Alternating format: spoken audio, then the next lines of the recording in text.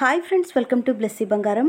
మన యొక్క ఏపీ రాష్ట్ర వ్యాప్తంగా ఉన్నటువంటి మహిళలకు దీపం పథకం కింద మన యొక్క ఏపీ సీఎం చంద్రబాబు నాయుడు గారు ఉచితంగా 3 సిలిండర్లు పంపిణీ చేయబోతున్నారు. అయితే దీనికి సంబంధించి ఎప్పటి నుంచి అమలు చేస్తారు, ఏ విధంగా డబ్బులు ఇస్తారు, దీనికి కావాల్సిన అర్హతలు ఏంటి, ఈ పథకానికి కావాల్సిన డాక్యుమెంట్స్ ఏంటి, పూర్తి వివరాలు నేను మీకు తెలియజేస్తాను. మన ఛానల్ని మొదటిసారి చూస్తున్నట్లయితే ప్లీజ్ సబ్స్క్రైబ్ అవర్ ఛానల్. పక్కనే ఉన్న బెల్ ఐకాన్ని ట్యాప్ చేయండి, ఆల్ అనే ఆప్షన్ని యాక్టివేట్ చేసుకోండి.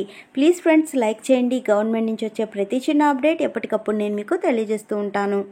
సో మన యొక్క ఏపీ రాష్ట్ర వ్యాప్తంగా కూటమి అధికారంలోకి రాకముందే ఏపీ సీఎం నారా చంద్రబాబు నాయుడు గారు మనకైతే హామీ ఇవ్వడం జరిగింది. సూపర్ 6 మేనిఫెస్టో అయితే విడుదల చేశారు. ఆ సూపర్ 6 మేనిఫెస్టోలో భాగంగా మహిళలకు సంబంధించి దీపం పథకం కింద సంవత్సరానికి 3 సిలిండర్లు ఉచితంగా పంపిణీ చేస్తామని చెప్పడం జరిగింది.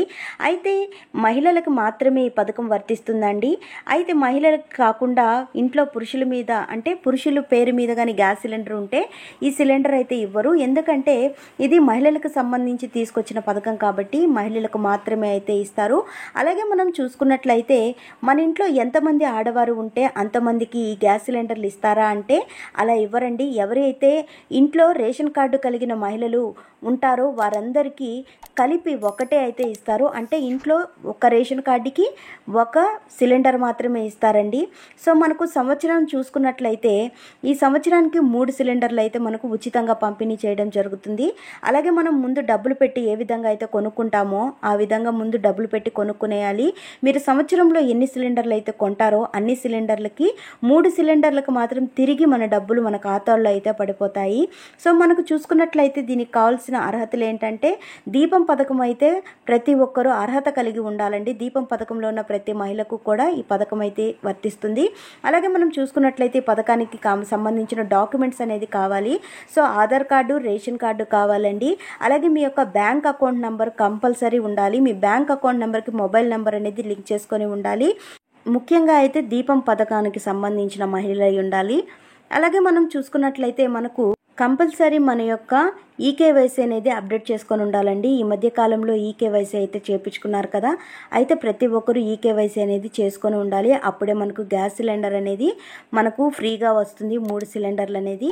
సో ప్రతి ఒక్కరు కూడా ఈకేవైసీ అయితే చేయించుకోండి. మన యొక్క గ్యాస్ కనెక్షన్ ఎక్కడైతే తీసుకున్నామో అక్కడికి వెళ్ళి బయోమెట్రిక్ అనేది వేసి మీ యొక్క details, Aadhaar card, bank number ఇచ్చారంటే వాళ్ళు ఈకేవైసీ అనేది అప్డేట్ చేసేస్తారు. మీ యొక్క డబ్బులు అనేది మీ ఖాతాలో పడతాయి.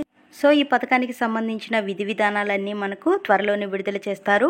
మన పక్క రాష్ట్రమైనటువంటి కర్ణాటకలో మోదీ గారు ప్రధానమంత్రిగా అయితే ఎలక్షన్స్ టైంలో హామీ ఇవ్వడం జరిగిందండి. ఏంటి అంటే కనుక మనకు ఉగాదికి, సంక్రాంతికి, అలాగే వినాయక చవితికి అయితే 3 సిలిండర్లు ఉచితంగా అయితే ఇస్తామని చెప్పడం జరిగింది.